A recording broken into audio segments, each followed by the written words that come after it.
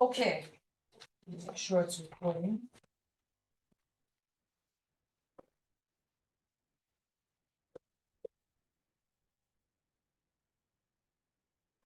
Okay, oops. So this is chapter 1. Again, this is a very brief overview. Oops. Very brief overview about kind of what we're going to get into the rest of the semester, right? It goes into a few topics, but overall, this is just going to give an idea what the rest of the semester is going to look like. And while this is quite a long chapter, I have really condensed it to about 15 slides because once a lecture becomes too long, it will, when students watch it online, since I'm going to put these online, it's going to get, they're going to lose focus. So that's why, and also for our class purpose, I want to make sure we have enough time to do some discussions. Maybe not today, but in future classes, we're going to do some discussions. All right. So what's business? What do you think? What do you think about when you think about what is business? I'm not really sure why I'm seeing myself there. That's something.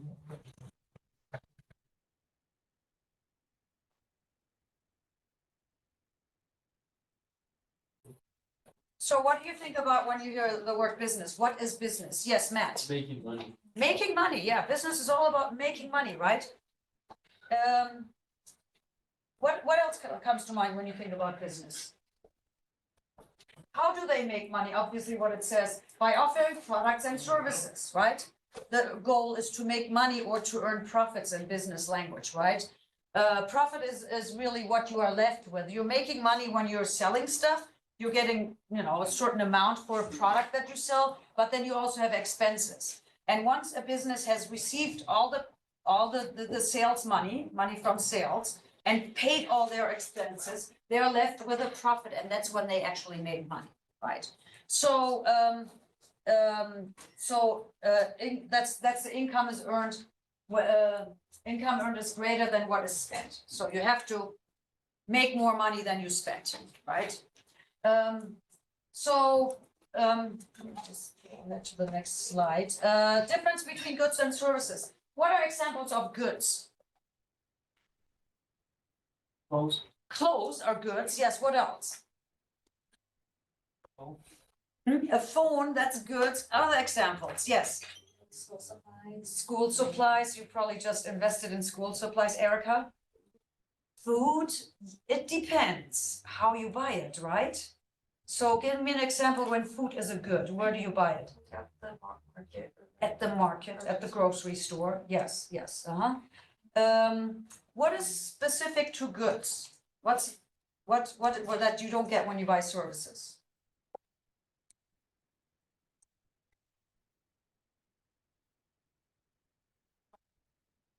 It's a product versus services. Let's give some examples of services. What are some services we can buy? Oil change. Oil change, yes. We must buy oil change every so many miles, right? Yes. What else? Pay someone to do like your hair, your makeup. Yeah, a haircut or your makeup, a stylist, yeah, hairstyling. Right, what else?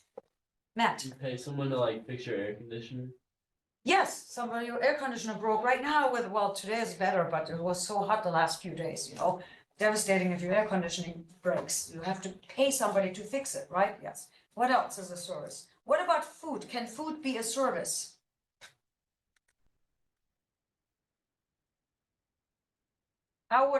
What format does food have to come in for it to be a service?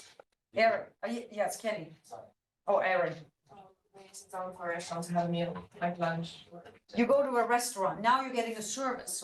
So you're not buying the food at the grocery store and taking it home and consuming it at home, but they're cooking it for you. So it's really a service. Some services involve goods as well, of course, right? But it's still the service industry. It's big industry, right? Restaurant industry is a big service industry, right? So the distinction between goods and services is goods you usually purchase somewhere, but you are not consuming it at the store or at the provider's place. you're going home and consuming it.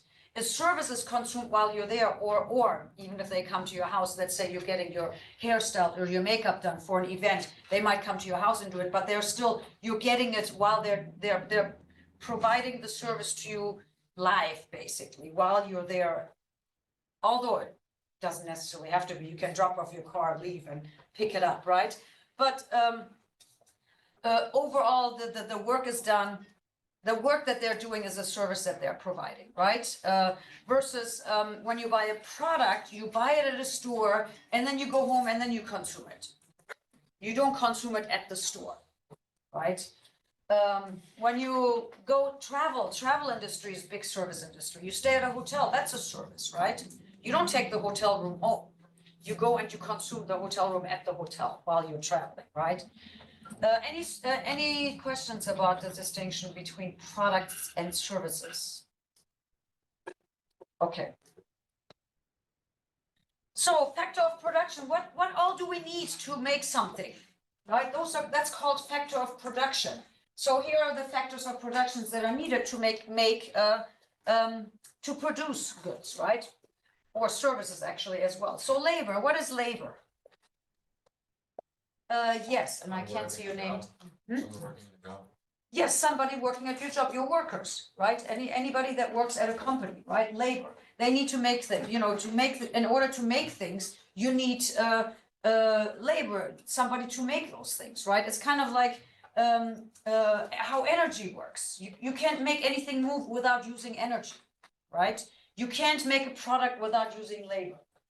Although a lot of it is automated these days, and we will talk about that when we talk about manufacturing, but you still need some degree of labor, right?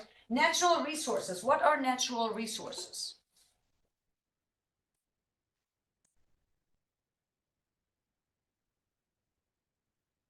Unprocessed things that occur in nature,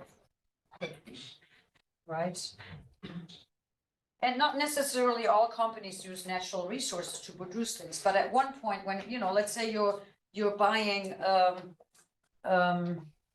some semi-finished product. A baker is buying flour, right? Flour is not a natural resource, but it was produced using natural resources, right? Capital. So there's real capital and financial capital. Does anybody know the difference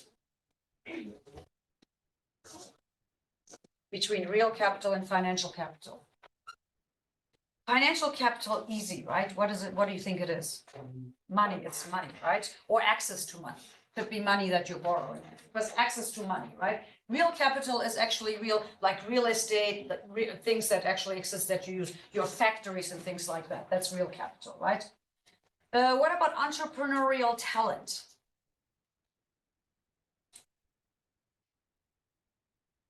What do you think is entrepreneurial talent? Have you heard the word entrepreneur? Matt? Someone who takes an idea and puts it into real life and makes it happen. Yes, very good, very good. Somebody who takes an idea and puts it into real life and actually makes it happen. Having ideas doesn't make you an entrepreneur, but actually doing the work to make that into a product that people are willing to spend money for.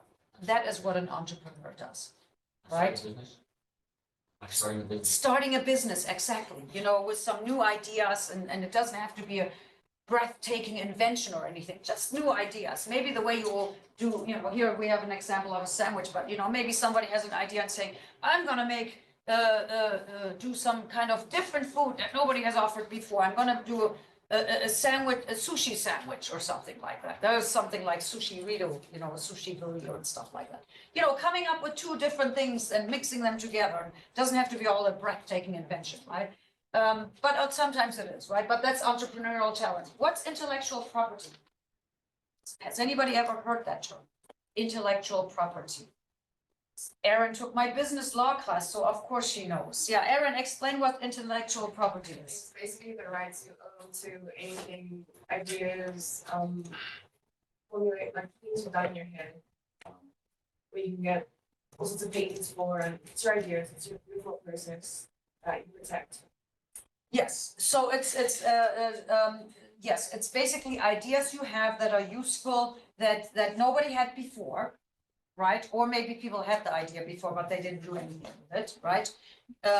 And you have the right to exclusively use that idea or that invention, you know, you invent something, exclusively use it usually for 20 years, that's called a patent. You apply for a patent and no other company is allowed to legally use it without your permission, right? To give you an example, any products in the room that you think of that could have a patent that is still not 20 years old. Yes. That TV, yeah. They probably have some, I mean, there are all kinds of different kinds of TVs, but that TV probably has something different that other TVs don't have. And that only that TV can use. I don't know what brand it is, but it doesn't matter yet. Your phone has patents. Okay, you were showing your phone as a product, right? It has patents, you know. Maybe these desks have a certain technology that this producer of this desk has used that other desk manufacturers cannot use, something special, maybe the way the seat goes up and down or swirls and things like that. Yes. Erin, were you gonna add something? I'm just looking at Starbucks' new, like, their updated logo. Starbucks? The new logo.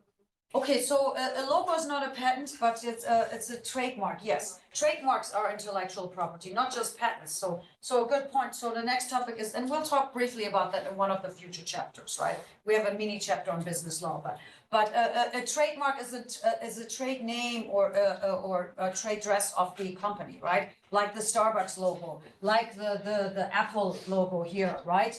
That nobody else is allowed to use. That also has value because that's how consumers recognize a specific brand, right? That is kind of like the brand identity and brand development. And a lot of money goes into trademarks. Another form of intellectual property is copyright. When you do something creative, like write a song or a book or make a movie and things like that, that's copyrighted materials that people can't just copy and sell, right? They have to ask you for your permission. Anyway, the other thing that is another factor of production is technology, right? And more so than it used to be decades ago, right? Companies have to use technology to make their production more efficient, right? To scale operations and things like that, right? So, and as we see, it's constantly developing. And just when we think, oh, everything that could be invented has already been invented, no, that we never get there. There's always more, right? Any questions about factors of production? Okay, the different environments of business. There are, different areas when businesses start or when they are already in operations, even when they have been in operations for decades, they always have to keep these different business environments in mind. So what kind of environment does a business operate in? What do they have to pay attention to? Let me just peek ahead real quick, make sure.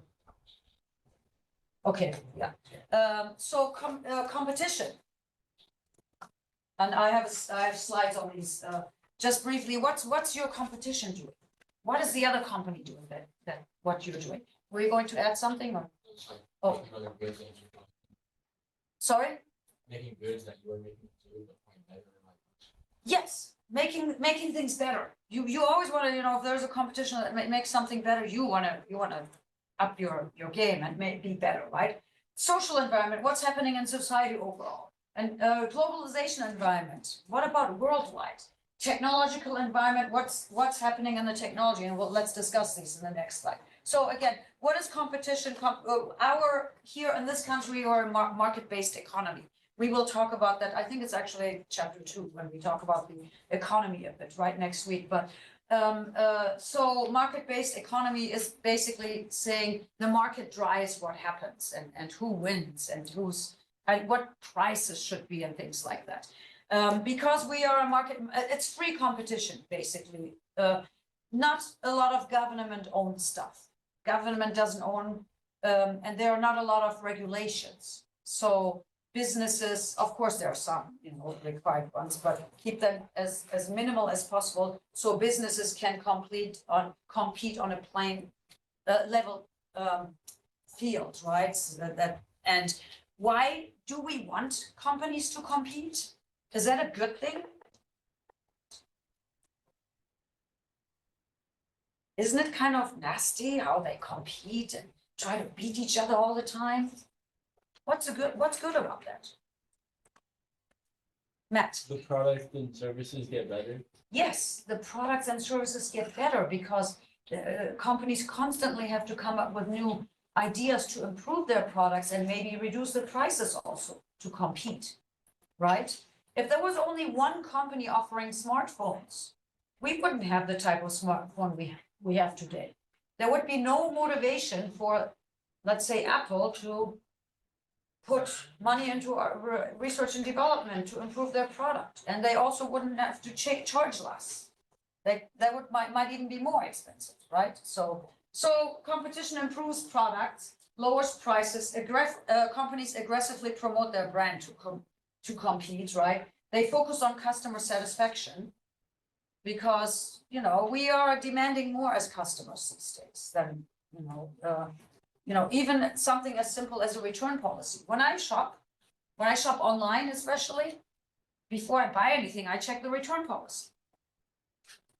That's one of the reasons why I love buying from Amazon, because they don't, no questions asked. You can return it.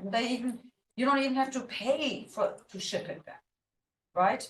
Because you're taking a risk whenever you buy something you haven't actually seen and felt and touched like you would in the store. So when you do online shopping, you want a good return policy. So that's one of the things they focus on, what customers want, and customers aren't satisfied if they receive a product they don't like. And if they can't return it, or if the return is really complicated, they will never buy from that company again, right? So that's one example of customer satisfaction. Of course, having great products and services that don't fail is another way. There are a lot of other ways for customer satisfaction. Let me see, I have an exercise, but we can just kind of talk about, can somebody think of a company that does something where it's excellent customer service that other companies don't? We already mentioned Amazon and the return policy. How do other companies achieve good customer satisfaction?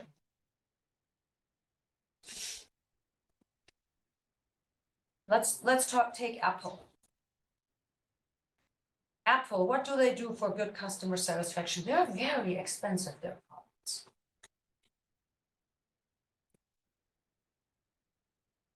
What do you think they do to satisfy customers so the customers don't go to the competition? Yes. But like student discount being example. Yes, student discounts. They give student discounts at a certain time of the year. I think right now, right?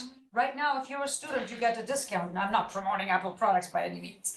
Yeah, but that's something. That's really smart, because they're getting students when they're low, when they don't have the budget they have they're getting them used to their products. So when they do go to the workforce and they have more money to spend, then they can buy their expensive products, right? Yeah. So that's a good example. Yeah. Another example is with Apple is, probably product design. They think a lot about the customer. What does the customer want?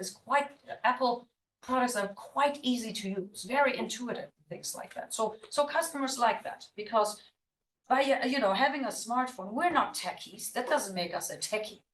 We're not technology oriented people. We just want things to be easy and work easily. So anywhere from product design to functionalities and all that stuff, right? Let's do one other company that's maybe not a tech company. Maybe a clothing company. Kenny mentioned clothing. What do clothing companies do?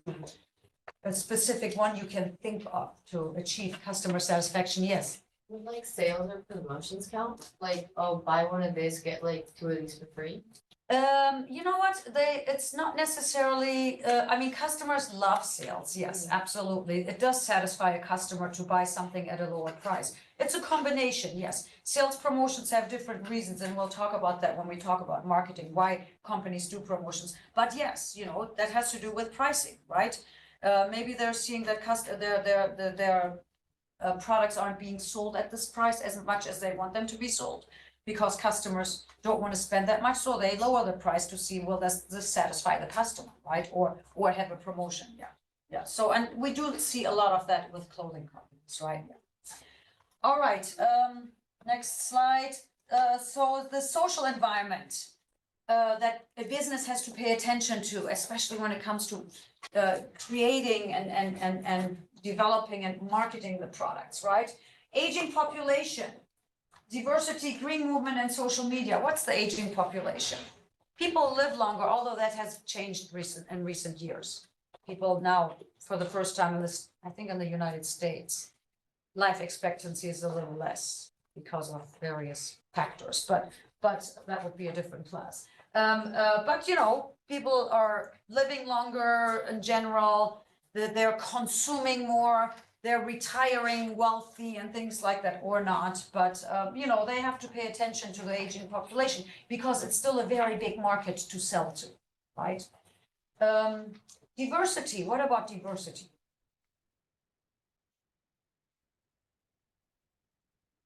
What is diversity? Diversity in consumers, yes. Is it Yeah. Celeste, or what is your name? Yeah, Yes, Celeste. You have to make sure that your brand is inclusive and like you have a really big range where like anybody can like consume your product or your service. Yes, yes, very, very well said. To make sure your brand is exclusive of people with different dimensions of diversity, right? That anybody can benefit from using your product. This could be an example of that, could be, you know, a clothing company and the sizes they offer, right? You go to a store like Brandy Melville, one size fits all. How is that possible? But then you have other, you know, but that's kind of their, you all know Brandy, a lot of you know Brandy Melville, right? Yeah, I have a daughter, a young daughter who used to shop there a lot, but anyway, versus a company that has a range of sizes. We will do all sizes, you know, so anybody can wear this style, or we may change the style based on your size, right? Things like that. It's interesting that a company like Brandy Melville works actually because not everybody is the same size, but somehow they're still so successful, right? I guess a lot of their stuff is stretchy, so people can fit in it. Anyway, green movement. What about the green movement? What is the green movement? Is the color green, like Matt is wearing a green shirt, becoming popular? Is that what the green movement is, or is it something else?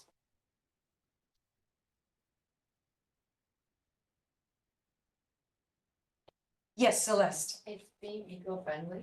Being eco-friendly, yes. Maybe paying attention to your manufacturing, that you don't waste a lot of resources, that you don't have a lot of trash, looking at your packaging and reducing the packaging materials, and maybe using biodegradable materials rather than these thick plastics and stuff like that, right? And so because people feel more, you know, with a generational change actually, there's more movement towards green, that consumers are more conscious about buying environmentally friendly products versus those that are damaging to the environment, right? How about social media? How does that have an impact on businesses? Yes.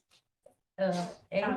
Okay. I guess like a lot of stores nowadays, they have like a link, or they have for Instagram, Facebook, TikTok, a lot of like social media places where they can promote their products. Yes, they're using social media to promote their products, right? That's one big way to use social media, right? They also have their own sites, their own accounts, and you know, I don't know if they still do that, but restaurants sometimes say, if you go in there, if you like us on Facebook, you get a 10% coupon for next time or something like that while you're there. You know, things like that, little things like that. The other thing they have to pay attention on, what people say on social media about an experience that they have had with a company. Have you ever, or has any of your friends on social media ever talked bad about an experience they had with a company? I have seen that. I don't remember if I've done it or not, but I've seen that where people go and they say something on social media because they had a bad experience. Not likely that they're going to go and talk about a good experience, but a bad one. An example, years ago, my daughter put, when she used to go to Jamba Juice all the, not all the time, but she loved Jamba Juice and always got the same drink. I don't remember which one it was, but one time she went there and there was a little piece of plastic that came through the thick straw in her mouth. And then I think she took a picture of it and put it on Twitter. And she was like, and I don't remember what caption she wrote on it, right? I think she added a picture, and did hashtag Jamba Juice, right? And within like 15 minutes, Jamba Juice contacted her on Twitter and sent her a $25 gift card and apologized, right? So they have to monitor what people say about them as well, do damage control and things like that. So social media has changed, how companies market and how people share information, right? Anyway, last one is the global environment. We are in a big global environment because of technology. We are, the world is even more interconnected, and we have a whole chapter on it. I'm not going to talk a lot about it because we don't have that much time left. But really, a lot of companies are multinational. But nowadays, you don't need to be a Fortune 500 company to be a global company. You can be a small company and sell just by having a website. Sell your products globally, right? And you can, companies are also using manufacturing in other countries, especially US companies. They're going to Asian countries to manufacture their products because they have they're more manufacturing centric than the United States is. We're becoming less and less manufacturing centric, right? And then they bring them back and sell them here, right? And we'll talk all about that when we talk about global business. And then the technological environment, what are challenges and benefits of technological changes in business? I think what some of the benefits are that you are able to, have a bigger reach of customers through technology. You can probably produce things more efficiently through technology. What could be some of the disadvantages of technology for businesses and consumers alike? Aaron. A massive burden for labor markets, so putting people out of jobs. It can put people temporarily out of jobs, right? Yeah. When things become automized more, people might lose their jobs. That's a big disadvantage of it, right? And it could take a decade or two for the labor market to recover from that, right? By changing the type of jobs we do, right? Anyway, so types of businesses, this is pretty simple. They're local business, your local store that's not a chain. Regional businesses, national businesses. Regional are like within your region. National is within the entire country, and multinational businesses are those that are all over the world, right? And last topic, I think, this is supply chain. Supply chain is really important when you make product, when you need resources to make products or services, right? So you have raw materials or semi-raw materials. In this case, they're using wood that's being manufactured, basically made into a product. In this case, I guess they may be making a piece of furniture, right? And then it gets, this is one example of a supply chain. So then the manufacturer sells it to wholesalers, who sells it to retailers, such as stores like Home Depot or something like that. And then it goes to the consumer, right? There are different ways. Sometimes the manufacturer can sell directly to the consumer, right? And we'll talk about that more in a chapter when we talk about supply chain. When people think about starting a business, there are certain questions they ask, right? They should ask before they start a business. We all have dreams at one point in our lives of having our own business, right? So one of the questions is, how do you receive funding, right? Where are you going to get the money from? It takes money to make money, right? But there are ways to receive that money, right? What are your expenses? How much is it going to cost you? How much money do you have to put into this, right? You really need to know how much money you need before you can even ask anybody for money, because you don't want to run out halfway through. How does the social environment affect your life when you want to start your own business? How is your life going to change? How does globalization affect your life? What about all the global companies I'm all of a sudden competing with because of technology, right? how do you keep up with new technology? Every day we wake up, there's something new, right? What sort of e-commerce do you use? E-commerce, selling online basically, right? How do you keep your business secure from cyber attacks and things like that? What type of financial goals do you have? So if you ever think about starting your business, these are some of the preliminary questions you should ask yourself. All right, that's it. I'm going to stop the slides now. All right.